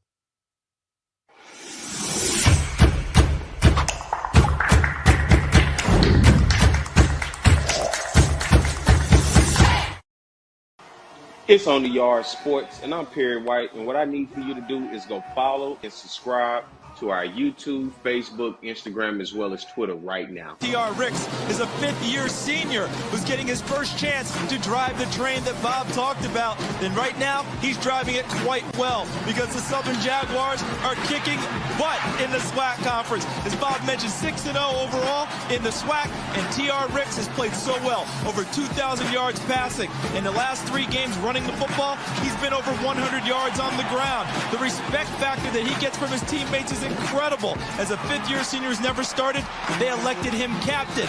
And the numbers he has put up are represented on your screen. 27 total touchdowns on the offense, a pass percentage of nearly 60%. He could be the SWAC Player of the Year on the offensive side. Best, and they're going to get a huge dose of the best offensive player in the SWAC, and that being Thomas Ricks. Yeah, what Thomas Ricks has found a way to do is just beat defenses either with his arm, with his feet, or with his leadership capabilities, finding a way to win the games late with fourth-quarter comebacks. He showed versatility and athleticism. He's a tremendous athlete that knows how to win, most importantly. He really is a leader both on and off the field. I just think it has come to a maturity level. I have a 4-year-old son, and, when he was born, I had to grow up fast and, just staying in school and practicing every day, trying to get better every day, just so he can have a better future. It's just been my inspiration. So, I just think that's my motor that drives me and, keeps me in the game. His 4-year-old son, Collier, has not missed a game this season. They throw the football around in Rick's dorm room at Southern, and he says it's great playing football with Collier. 1st and 10. Ricks. He's got Vernon. Vernon makes the catch at the 45. They can run the entire offense with all those guys in the game. Ricks to Vernon. 1st down. Holmes in the backfield. Ricks. 1st down. Gage on the tackle, but not until Ricks picks up the 1st down. 2nd and 7. Ricks. Overstreet's got it. Across midfield. Ricks has a receiver downfield. It's caught for a touchdown. Territory. Ricks fakes the pitch. Gets inside the 15. He's in the type of young men that represent his philosophy in life and in football. Ricks in a shotgun. He's going to run it out to the 10. And 2nd and 11 after the holding penalty. Sidearm toss. All right, everybody, we are back. It is the Jaguar Journal. I'm Perry White. Got my man Zach McKenna joining me this morning from FCS Football Central. Thank you to everybody out there tuning in this morning across the Baton Rouge Capital City area on Talk 107.3 FM, and everybody watching on our Facebook Live and our YouTube Live. All right, Blue, we've gone through every team in the conference. Now we're down to the last 2 teams who played for a conference championship last year, the Southern Jaguars and the Jackson State Tigers. And let's take a look at Southern. Going 8-5 last year. They were 7-1 in conference play. Notable win on the season for me was a homecoming victory, 24-14 over Alcorn State. Their worst loss, of course, at home, 51-7 to Nichols. All right, let's look at the Jaguars offensively. They ranked 10th in scoring, only averaging 20 points a game last year. They were 4th in total offense, averaging 364 yards a game. 5th in offense, rush offense, averaging 156 rushing yards a game, and they were 4th in pass offense, averaging 207 yards a game. Defensively, one of the top in the conference, 3rd in scoring defense, only giving up an average of 16 points a game. They were 3rd in total defense, giving up an average of 300 yards a game. 5th in rush defense, giving up an average of 148 yards rushing a game. And that Jaguars were 1st in pass defense, giving up an average of 152 yards a game. Blue, your look at the back of 2024 for Southern and looking ahead.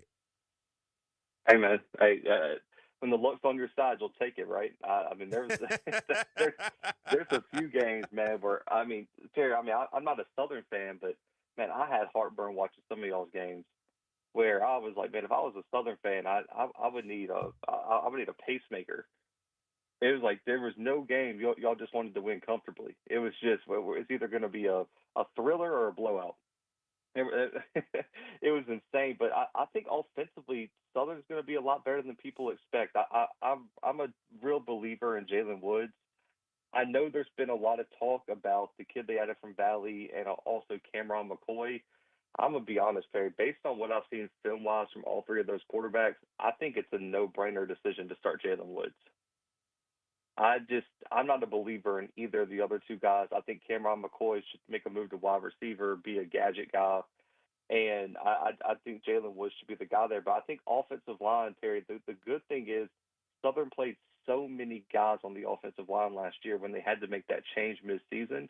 A lot of these young guys have grown up now, and they returned 5 players that played over 460 snaps on the offensive line, Perry.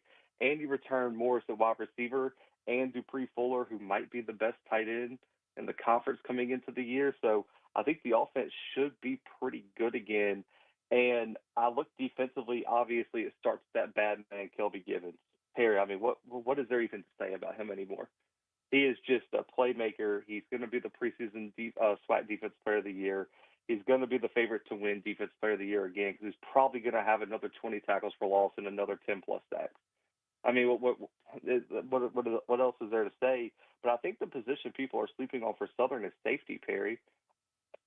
Elijah West, Herman Brister, Horatio Johnson, and then at corner you got guys. You got what's his name? Xavier Spencer coming back. Eric Reed Jr. played a lot of snaps last year. I really do think the secondary for Southern should be the strength of this defense outside of Kelby Givens on the defensive line. The one concern I have is how could they get bigger in the trenches, especially interior defensive line for Southern? Because Perry, as good as some of those guys were, when you have a guy like Willie Miles who is just, I mean, his mindset was what you wanted, right? He was so tough and he had that big play, but down to down, you need more size on the interior, even height wise, right? And I think Southern did that by hitting the JUCO level, bringing in some transfers that can reinsure that interior defensive line, because you're going to need that to allow Kelby Givens to eat on the edge, because everybody's going to know where number one is on the edge, because they're not going to let him beat them, right? Because you know Kelby Givens is going to be that game changer. So that's where I'm at with Southern right now. You know, all eyes are going to be on that quarterback position, as you said. I'm cool with Cameron McCoy. If they use him Wildcat, Gadget, that's perfect. I mean, that guy with his speed is too good to just be on the sideline.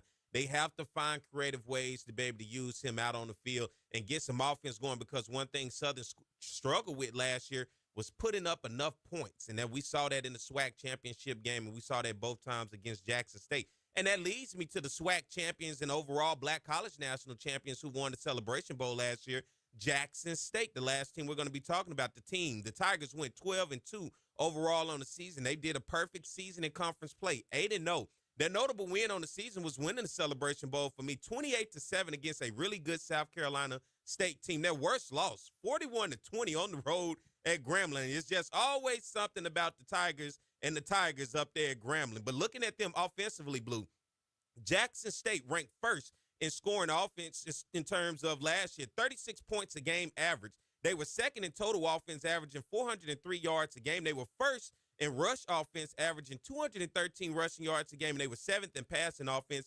averaging 189 yards passing a game. Defensively, right there at the top. Second in scoring defense, only giving up 17 points a game. They were second in total defense, giving up an average of 273 yards a game. They were second in rush defense, giving up an average of 110 yards rushing a game. And third in pass defense, giving up an average of 162 yards a game. Blue, looking back at the defending SWAC and Black College National champions, Jackson State 2024, and looking ahead into 2025. Perry, you're gonna stop inviting me on the show at this point, because every time I come on here, I got to say something good about Jackson State, and your listening base. You're telling the truth, baby. Is not a fan of that. But Perry, we have a HBCU national championship team that returns 26 players that played over 100 snaps last year. I just want that to sink in real quick. 26 guys, 16 offensive players that played over 100 snaps, Perry. It's unbelievable. And they've returned 5 offensive linemen that played over 290 snaps. They've returned 4 wide receivers that played over 300 snaps last year. And you get Jacoby Morgan coming back, who's probably a top 10 quarterback in FCS football right now. I think he's the best quarterback in HBCU football right now. And then at linebacker, you get Ashton Taylor and Reed Pulliam back at linebacker. Jeremiah Williams comes back at defensive tackle, who I think is the best defensive tackle in FCS football. Shamar Hawkins comes back, B.J. Washington. The one question mark I do have for them, Perry, if you had to pick a question mark, is edge rusher. Now, they have some guys that they're high on in terms of transfer portal additions. John Brown comes back at edge, but I don't know if they have that guy right now who I look at as a 10-plus sack guy. And I do wonder who's going to step up there, because you look at some of these Jackson defenses over the past few years, they've had a guy who could go get the quarterback and generate a ton of negative plays off the edge. And I don't necessarily know if they have that right now. And then the other question mark is corner, and they've really added a handful of guys that are going to be really, really good. I look at a guy like Levi Wyatt from McNeese, who was a stud at McNeese, and he's going to come in and be an immediate starter. KJ Chisholm started as a freshman last year at corner at a few times, and I think he'll probably take a big step forward, man. But listen, Jackson checks all the boxes for me. Perry, I look at that schedule, and I think the ceiling is 11-1, and I really do. I changed my tune a little bit just kind of looking at Southern Miss's roster. Listen, Southern Miss is going to be actually really good next year. And I hate it for Jackson because it's like they have all these FBS games here over the past few years that they should win. Like if these two teams played last year, Jackson probably beat Southern Miss. But with everything that was brought in from Marshall, especially that quarterback Braxton, who I think he was like 20 touchdowns, 2 picks, was the Sun Belt newcomer of the year, just an insane athlete at quarterback. I don't love that game for Jackson right now, but they should walk through the rest of their schedule. Like, unless they slip up unexpectedly like they did last year against Grambling, I think 10-2, 11-1 should be the expectation for TC Taylor this year. Blue, let's do this. Let's look at all 12 teams. Basically, you know what's going to happen at SWAC Media Day. They're going to do their predicted order of finish. But from 12 all the way to number 1, give me from 12, from the worst team to your best team heading into 2025. Oh, God, man. Okay, so I guess I'll start from the bottom. I think 12, I would put Valley there. There's way too many question marks. And also, I just have more confidence in the quarterback situation at UAPB, so I would have them at 11. And then I would put Bethune-Cookman at 10. And this is where it gets hard, Perry. I think probably 5 through 9, you could probably just flip a coin on some of these teams. But I would probably put 9 Texas Southern, 8 Grambling, 7 Alabama A&M, 6 Alcorn. Mm-hmm. And then I think in the top 5, 3 through 5, you could flip a coin. It would be some sort of variation of Southern, FAMU, and Bama State. And then I think at 2, I would put PV because they would be my pick right now to win the SWAC West. And then number 1 would be JSU by a pretty significant margin. For everybody out there, when you talk about PV, what is it? Is it Coach Tremaine himself? Is it the talent? Is it a little bit of both? And how do PV fans buy into what this is? Because they've struggled with the attendance in the past, and it does not seem to be the thing to do to go to a PV game over there. Does this seem to turn the tide for them to get the interest of the fan base and maybe gain some new fans? Well, I mean, hopefully, right? That's the thing, but I also don't know. I'll be honest. I'm not going to act and sit here like I'm an expert in attendance because here I'm going to just be honest with you. I really don't care, bro. There could be 0 fans at the game, and it wouldn't bother me as long as there's a football game to watch.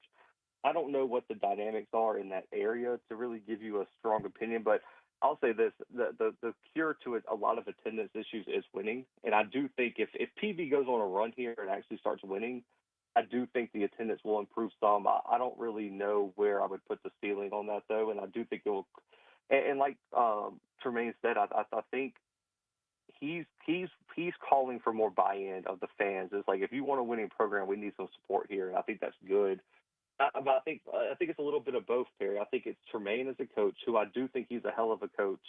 And on top of that, too, I thought they brought in a lot of talent, and here's why. If they were in the East, I don't think I would have as high expectations, but in the West, Perry, you look at Southern, who I think is by far their biggest opponent, and I think the West could be determined by that game in Baton Rouge, but Southern offensively can be had, right, Perry? I mean, we talked about it earlier. Their offense has not been consistent. Can Mark Frederick find a way to get something out of that offense? Yeah. And so I think PV will have the chance to win that game. And then, Perry, outside of Southern, we just went all the way through all the question marks for all the other teams. Is there a team in the West that you feel like PV can't compete with? I don't think so, and especially because if Alcorn doesn't find a quarterback, and that was where I was going to go with it, because Alcorn was bad passing the ball last year, horrible. Agreed.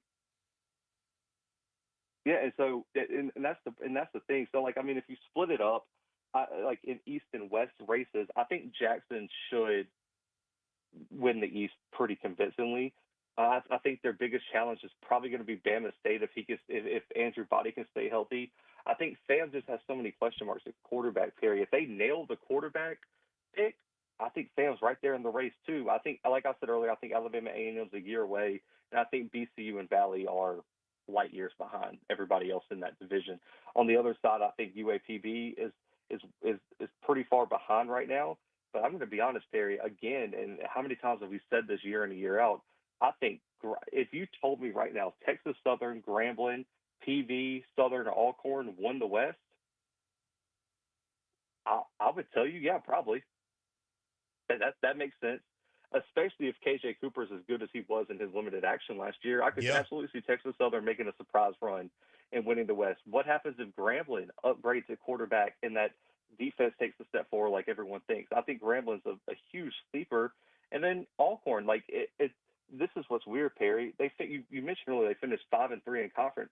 Because of how bad Jackson beat them the last week, people act like Alcorn went 3-9 last year. This was a team that was top 2. Yeah, to me they seem to be a quarterback away. Exactly, they check all the other boxes, and it's kind of like how, Perry, and you're in LSU country. It's kind of like the old SEC days when Bama had their kind of run there, where LSU would lose to Bama, in a certain way, and everyone would be like, "Oh my God, LSU's not good," but LSU would run through the rest of the conference. Yeah, it's like we can't really judge them against the juggernaut that was the Celebration Bowl champions. I just think it got away from them. Also, too, they didn't have their starting quarterback. It was a whole list of things. So I think Alcorn's in a lot better position than people have them in. I've seen some predictions that have Alcorn winning 2-3 games, and I just don't see that happening. And like I said, I could see PV and Southern winning the West. And I'll say this, I think Southern's going to be I think Southern should be better than they were last year. And so that's the thing is I would right now, it's July 12th, I would probably have Southern PV 1A, 1B. They're right there together. And I really do think it might come down to that game in Baton Rouge, which is on my list of games I might have to travel to because that game is going to be insane because I think Southern fans are going to show up and show out. It's homecoming, Blue. What you think? Well, ask Alcorn about it last year. Yeah, biggest homecoming ever. It's homecoming, but Perry, let's be honest. Southern fans like to talk trash with the best of them. With how Tremaine's been talking on social media, even if it wasn't homecoming, it would be insane not to think those fans in Baton Rouge weren't going to show up and let them hear it. Don't hype me up. Now, let us do this. Let's take a break. We're going to come back and get ready to close things out. Blue, what I want to do is put it on your mind. We're going to do the top 3 coaches on the hot seat, all right? So let's get ready to take a break, everybody. We'll be right back. Stay tuned. More of the Jaguar Journal.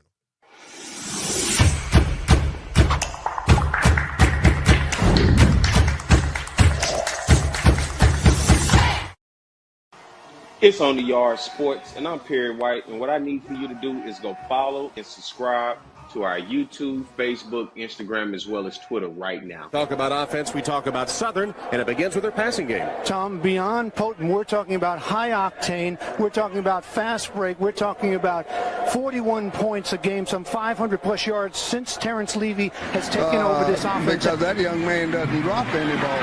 With the legacy that you started here, you got to feel happy to see it continue on with Doug Williams. Ball now back at the 22-yard line. Levy, no pressure at all. Touchdown, Ingram. The Bayou Classic. Levy on a 1st and goal play. Throws a touchdown. Grambling comes with a blitz. Levy steps in the pocket, and his pass is caught. One-handed grab. Sort of in the middle of the road of the SWAC, but immediately they jump on the Jackson State defense. And here's Levy rolling out. And the pass is caught. Ball is at the 31-yard line. Again throwing the football downfield. Oh, and his receiver, Hayes, makes the catch. See you later. Touchdown, Southern. If you're going to get, I got some free tickets. Look out for it, brother. Going downfield. Oh, and what a play by Southern. Score. He's played a lot tougher ever since. And this is a free play for Southern. 2nd and 15. It's a free play. Levy completes his pass. It's a free play. Oh, and he's still up. It's a free play. Hayes is going to continue running inside the 10, the Unstoppable Michael Hayes. Third down. 23 for a first. Levy over the middle. Nice pass that time. Second and 20. Levy doesn't have to get it all, but he's going to have to pick up some yards. Here he is throwing. Nice catch made. Receiver, Michael Hayes. There he goes. Hayes makes the catch. Hayes still on his feet. Hayes looking for blocking. Hayes trying to find a hole. Hayes is still on his feet. He alley-oops. He's inside the 15 and drawn out a foul.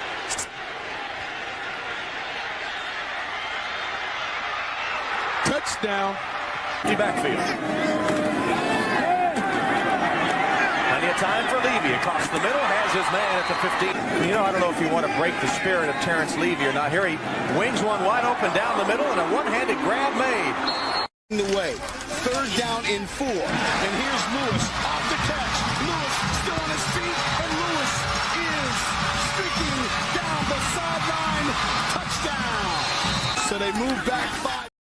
All right, everybody, we're back. It is the Jaguar Journal. I'm Perry White. Good morning, everybody listening on Talk 107.3 FM across the Baton Rouge capital city area, and everybody watching on our YouTube and Facebook. Be sure to follow the Jaguar Journal across all social media on X, on Instagram, as well as Facebook. Also, subscribe to the Jaguar Journal YouTube channel. We'd love to have you continue the journey as we continue to grow this show. Of course, we're radio first, and we're everything else second. But as we continue to grow all those other ones, grow with us. And we're also on Apple Podcasts and as well as on Spotify. Got my man Zach McKennell joining us this morning from FCS Football Central. Zach, before I get ready to let you go, man, we got about 5 minutes here.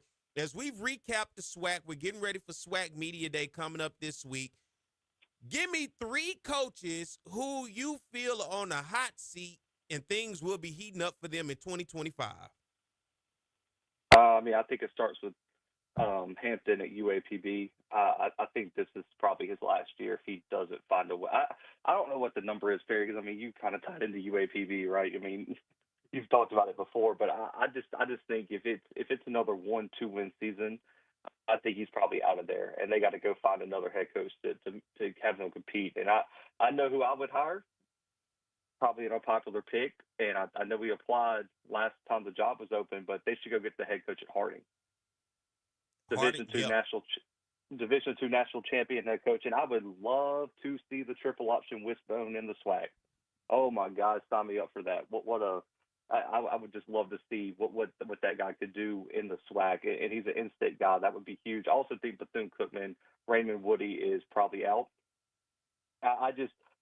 They've lost so many close games, Perry, and unless he wins, I think the number is probably 5 games. He's probably out. And I don't know who they go and get. I do think there's going to be a big push just in terms of the media to go get Teddy Bridgewater. I've had mixed messages. I know some people down in that area, and I was told that he's not interested in college jobs. But then I also heard from another source that he has some interest in a recent opening up in the SWAC, and I just don't know exactly what the deal is there. But I think there'd be a big push there. And I also think Bethune-Cookman would be a popular job just because of location and things like that. I think my next pick for hot seat, I think 3 would probably be Colsey for me. Like I said earlier, I think if he doesn't win 7 games, and depending on which games he loses, the seat could get really, really hot for him. And can I give you an honorable mention, Perry? It's got to be Eddie Robinson, right? I disagree. I don't even think there's going to be a conversation. Because let me put it in perspective, Perry. I know we only got a few minutes here. Eddie Robinson Jr., yes, going into last season, it was kind of looked at as the make or break year, right? People were saying he couldn't get it done. He won, 7 games with a 5'6" wide receiver playing quarterback as a true freshman? Come on, man. Are we holding last season against him? I thought last year was his best coaching job outside of the week 1 debacle that got all those quarterbacks hurt. From week 2 onward, I thought he coached amazing. What about the year before? Oh no, the year before, that's a whole nother conversation. But I also too, I'm in Alabama. I actually have some pretty. I know a bunch of people up there. The talk around the campus is that he's not on the hot seat. And I'm glad you brought that up. And I said his name just because it's good to have. I think E-Rob's doing a good job, especially as you said, balancing the offense. But defensively, man, that has been the toast of what this team is. But for you, outside of E-Rob, who is the coach that you think fits that final bill on that hot seat outside of Cozy? I think Mickey Joseph could potentially be there. He better not lose the Bayou Classic, huh? Yes, if he loses the Bayou Classic. But, like, what happens if he doesn't win, if he doesn't get above 500? Well, because what's Grambling going to say? Because if they lose the Bayou Classic, don't finish above 500, they lose to Jackson in Las Vegas. And also, too, from the talk I've heard, Mickey is a very interesting going back to the FBS level. I'll be honest, even if he wins, I think he might be going regardless. Not fired, right? But I think he's looking for a position at a P4. Yeah, he's going to jump ship. Just based on the conversations. I want to ask you one thing, man. Then I know we got to get out of here. Graves. If it's a bad season for Southern, and Southern loses to Bayou Classic, they lose to PV at home on homecoming, they lose to Jackson. Is the seat a little bit hot for Graves? Because Southern has been. Is it a little bit hot? It's going to be very hot, especially right here on this show. This is the honest, because this is an opinionated show. People call in, they're going to voice their frustration. Ask Eric Dooley. That should be the what you laughing about, Mike? That should be the test. I mean, but I understand. And look, Dooley was out in year 2, so you get what I'm saying. He had just took Southern to the SWAC championship the year before. So does that answer the question? You can take me to the SWAC championship the year before, but you cannot do the fan base who has supported Southern year in and year out the way that Dooley was doing. Graves is going to have to win those big games. I constantly talk about the big games, the magical moments. The big game for Southern is going to start in Atlanta against North Carolina Central. He's going to have to come out and get that victory. Southern fans want that victory. We can't keep doing the same old, same old. It's time to turn the corner. I think for Graves, knowing what this job entails, and anybody who takes the job at Southern, you understand the pressure that you're going to get from the fan base that's going to put on the administration. They're going to have to come out early in that first game, and I think get that victory against North Carolina Central and get those key victories, because you got some great games at home. You got Bama State at home. You got Jackson at home. You got Prairie View at home. So you got to get those victories with the fan base watching. Yeah, I'm with you. I'll say this. I know it's not for Southern fans, but for me, with Graves, I feel like beating Jackson this year is almost more important than beating Grambling. No, I know that's not them, the case for Southern fans. Let me just put it to you right quick before we get out of here. You cannot differentiate in Southern eyes which one of those. You got to get – I mean, winning those games got Dawson Odoms the job here. He beat FAMU. He won homecoming. He beat Jackson State, and he beat Grambling in 1 year. Those games matter when you look at the program and you look at the names of those other teams, because guess what? They like to talk stuff, and they like to brag when they beat Southern. Southern does the same when we beat them. You have to win those games. Those are the games. It ain't no one or the other. Those are a must for sure, along with the rest. Those are a must for sure each and every year for Southern fans. Blue, before we get ready to get out of here, man, let everybody know where they can keep up with you and follow you. Man, again, I appreciate you inviting me today, man. This was by far, I had a blast, man. I love talking SWAC football, man. I love breaking down the teams with you. And you can find me FCS Football Central on si.com/college/FCS. We got conference previews, individual team previews. We're doing the SWAC in 2 weeks. So this week we got the Southland. The next week we got the SWAC. The Blue Bloods on YouTube and all podcast streaming platforms. And man, Perry, hopefully we can fire back up our Sunday show, and you can catch us on the Yard Sports, man, recapping the SWAC season this year. We're going to fire that thing up, man, because the people want to talk football on Sundays after. So, Blue, man, I have thoroughly enjoyed today, and I hope everybody out there has enjoyed it, man. Thank you for coming on this morning. Absolutely, man. Anytime. You know that. And everybody else out there, man, thank you guys for tuning in this morning. It's the Jaguar Journal. Thank everybody listening on Talk 107.3 FM and everybody watching out there on our YouTube and Facebook. Guess what? We're going to break all of these shows down, so if you missed anything, you'll be able to go back through the rest of the week. Also, be sure to follow the Jaguar Journal on X, on Instagram, on Facebook, as well as subscribe to our YouTube channel, the Jaguar Journal. And you can also find us on Apple Podcasts and Spotify, and tune in each and every Saturday from 7 a.m. to 9 a.m. right here on Talk 107.3 in Baton Rouge, capital city area. Of course, I'm Perry White, and I'll be back next week at the same time in the same place. Because always, it's the Jaguar Journal. Have a great week, everybody.